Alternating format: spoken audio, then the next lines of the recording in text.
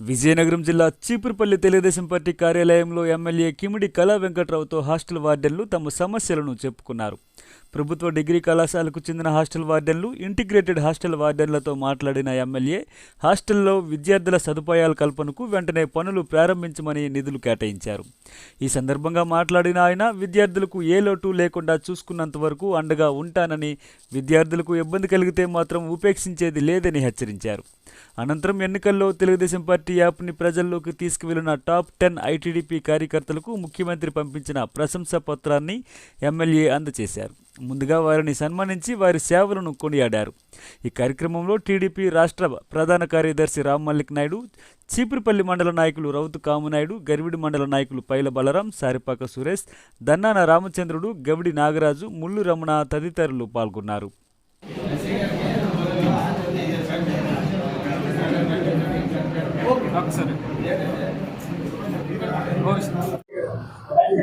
మన TDP app దీంట్లో బాగా సోషల్ మీడియాలో పనిచేసినటువంటి వ్యక్తులందరూ మొన్న ఎన్నికల ముందు కానీ ప్రతి గ్రామంలో ఉండేటటువంటి సమస్యల్ని వాటిని డిస్కస్ చేస్తూ మన టీడీపీ యాప్ అటు నుంచి ఏదైతే రెక్టిఫికేషన్ ఇస్తే వాటన్నిటిని కూడా కార్యకర్తల్లోకి, ప్రజల్లోకి ముమ్మరంగా తీసుకెళ్ళినటువంటి వ్యక్తులందరికీ కూడా నియోజకవర్గానికి 10 మందికి ఈ యాప్ సర్టిఫికేట్స్ని, మెరిట్ సర్టిఫికేట్స్ని ఇవ్వడం జరిగింది.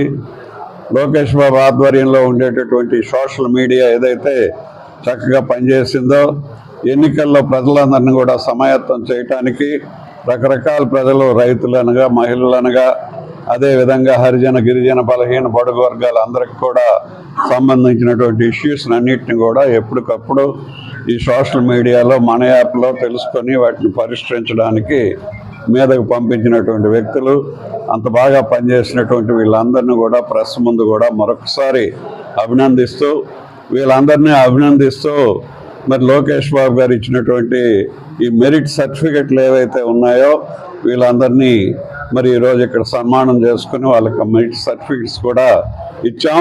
పార్టీ ప్రజలు ఎప్పుడు కూడా మన పార్టీలో మనకు 2 సంక్షేమం, అభివృద్ధి, రెండు కళ్ళు, ఈ 2 తప్ప ఇంకొక కార్యక్రమం చేయనటువంటి మన ముఖ్యమంత్రి గారు.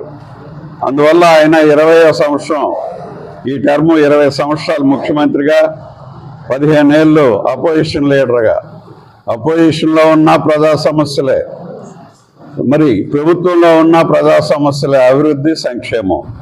అలాగే మరి పార్టీకి కూడా కార్యకర్తలందరినీ కూడా ఒక ఫ్యాక్టరీలా పెట్టి ప్రతి కార్యకర్తను కూడా ఒక నాయకుడి కింద తయారు చేసినటువంటి వ్యక్తి కూడా భారతదేశంలో చంద్రబాబు నాయుడు గారే. అందువల్ల అలాంటి పార్టీలో మనందరం కూడా సామాన్య కార్యకర్తల నుంచి మీద వరకు వెళ్ళినటువంటి వాళ్ళం చాలామంది ఉన్నాం.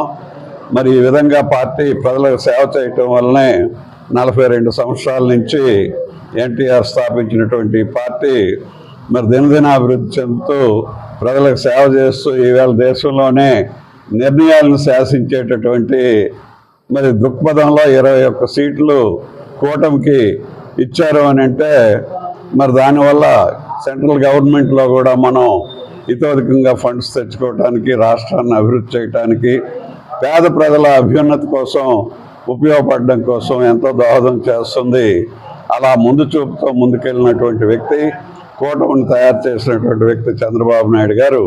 అందువల్ల నిన్న మొన్న మనం చూసాం అనేకమైనటువంటి ఫండ్స్ని మరి సెంట్రల్ గవర్నమెంట్ నుంచి తెచ్చి ఈ డెవలప్మెంట్ కోసం ఇండస్ట్రియల్ కారిడార్స్ కానీ, అదేవిధంగా మన ఉత్తరాంధ్ర సుజల సేవంతి కూడా నిన్న ఆయన చెప్పారు.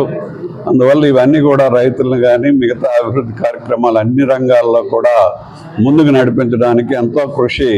ఇంకా 100 రోజులు కాలేదు కానీ మన మార్కు పరిపాలన, చంద్రబాబు నాయుడు గారి మార్కు పరిపాలన బాగుంది అనేటటువంటిది ప్రజల్లో ఉంది. ఎల్లుండి ఆదివారం 1వ తేదీ సెలవు కాబట్టి 31వ తేదీ శనివారం నాడే పెన్షన్లు ఇచ్చేయాలి అవకి తాతకి అని చెప్పి వికలాంగులకి తీసుకున్న నిర్ణయం గతంలో ఏ ప్రభుత్వం తీసుకోలేదు.